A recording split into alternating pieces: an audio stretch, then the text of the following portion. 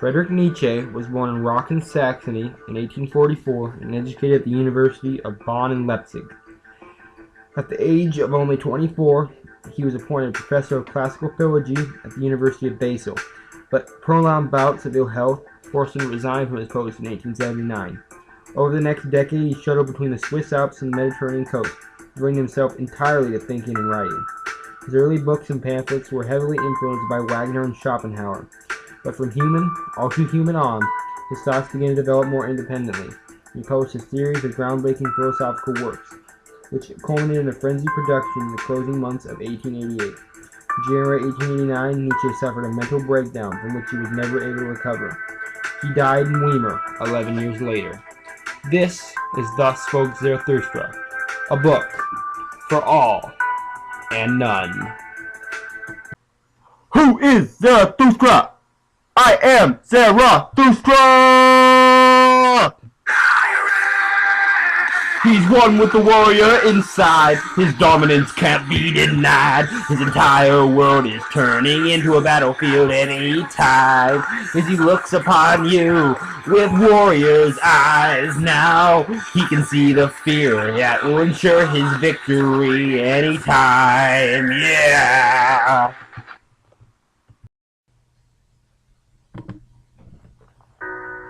When Zarathustra was 30 years old, he abandoned his home, and at the lake of his home, he went into the mountains.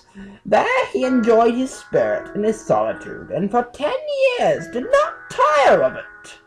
At last, however, there was a change in his heart, and so one morning he rose, stepped out before the sun, and spoke it thus.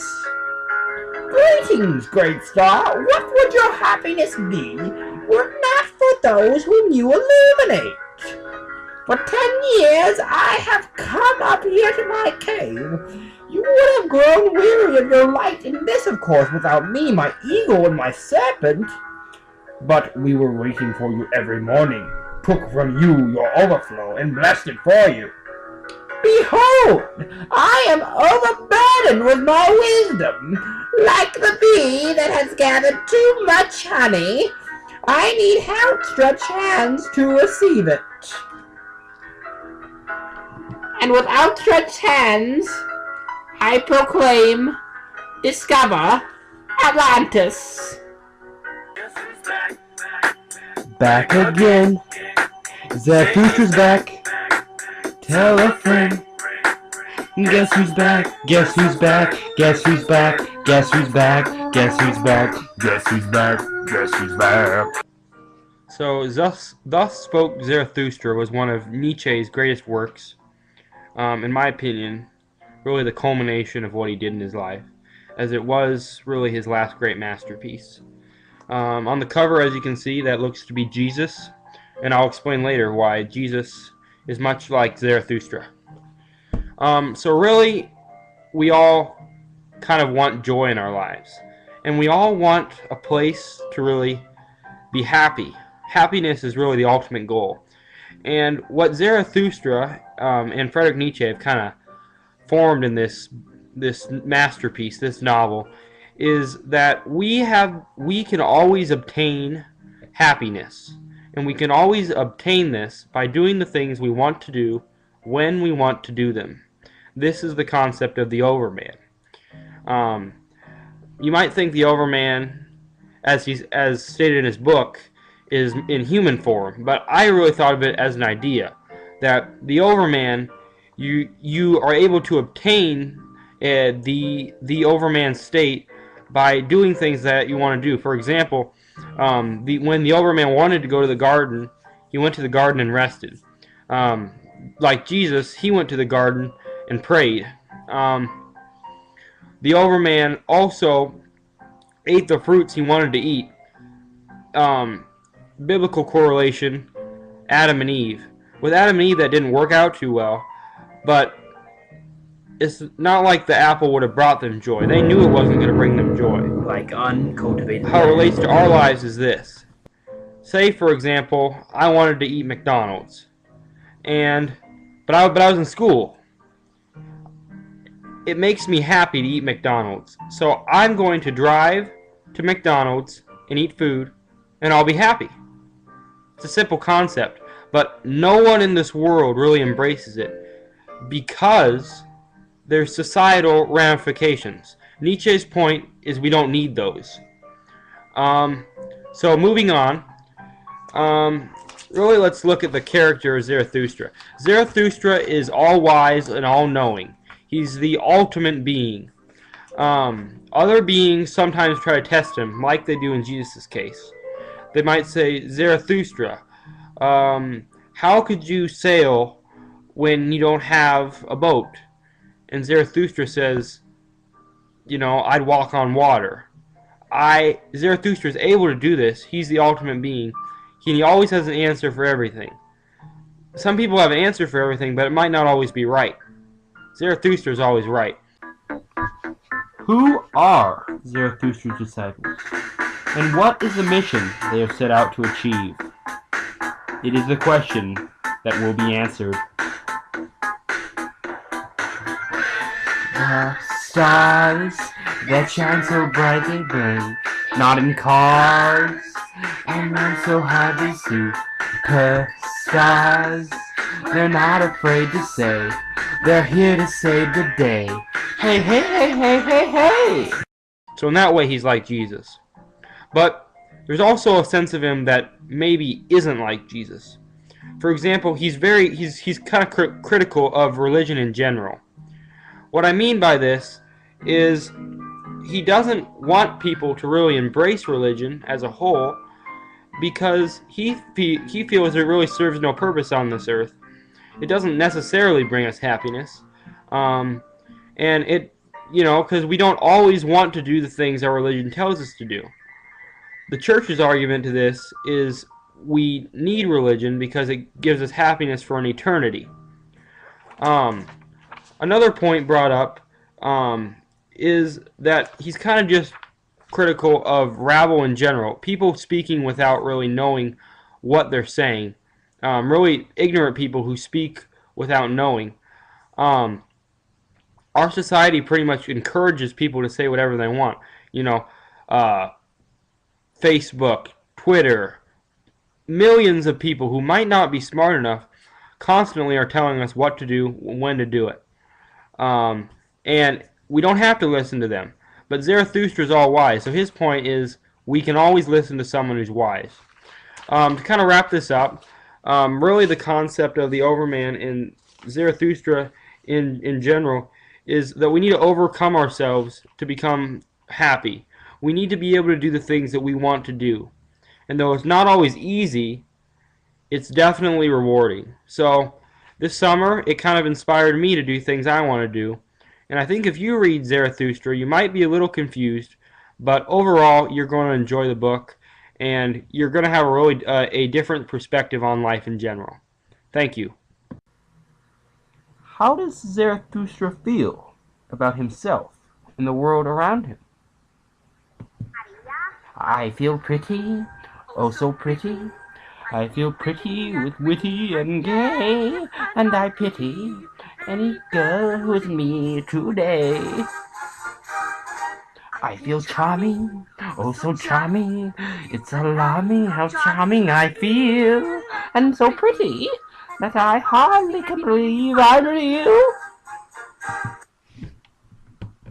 Real men of genius. Real men of genius. Like uncultivated land.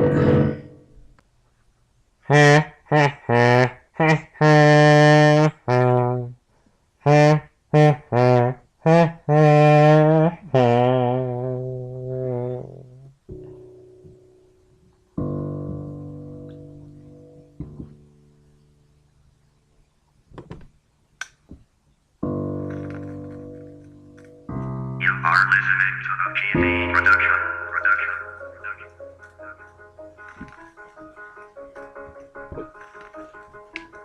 He's laughing over you like the shadow in the window, watching over you as if you were the Overman. Anything will go in the Cascade Ryland. Anything will grow. Anything will grow. Anything will grow.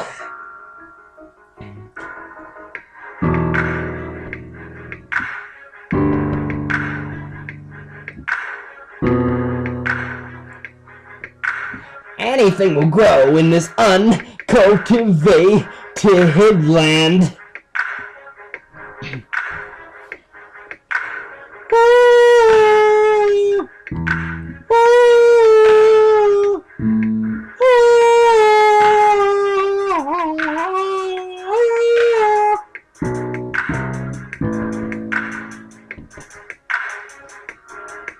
Inspire me to find myself. Come with me when you can't find shelter. You be the farmer, protect thine honor. Bring my friends up, make them strong. When others dry out, wilt and decay, you keep the weeds at bay, the weeds at bay.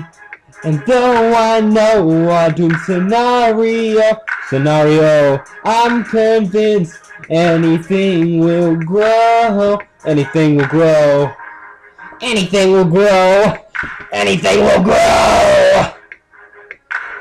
I'm convinced anything will grow in this uncultivated scenario, in this uncultivated land. Do we know who we are? Do we know what we do? In this timeless struggle, the decisions we must choose.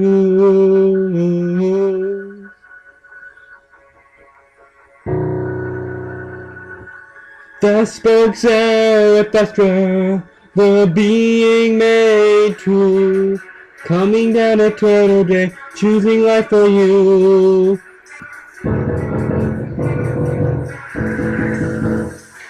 Behold Zarathustra, perfection at last. God dances through him, a robed dancer with class. He's a light, he can fly, the bluebird window pane. Speak to him, get inclined, knowledge you will obtain. Like a sail trembling through the violence of the seven seas, spitting wisdom goes across those seas. Wild wisdom, wise men, how could you go with me? How could you speak with thee? Zarathustra, Zarathustra. Zarathustra, Zarathustra. Zarathustra, Zarathustra! Zarathustra, Zarathustra!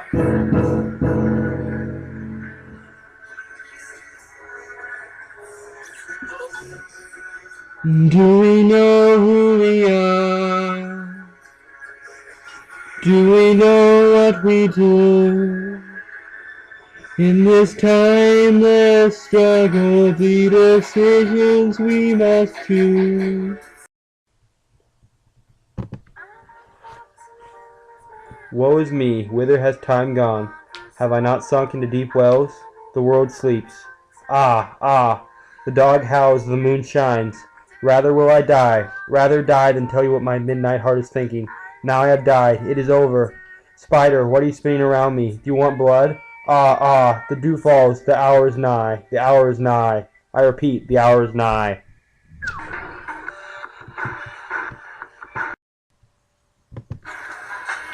And once more Zarathustra sank himself and sat down on a large rock again and meditated. Suddenly he sprang up. "Pity! Pity for the superior human!" he cried out, and his visage was transformed into bronze. "Well then, that has had its time. My suffering and my pity. Why does that matter? Am I striving then for happiness? I am striving for my work.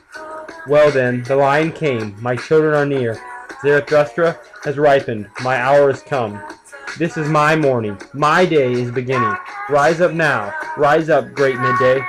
Thus spoke Zarathustra, and left his cage, glowing and strong, like a morning sun coming out of dark mountains. The end of Thus Spoke Zarathustra.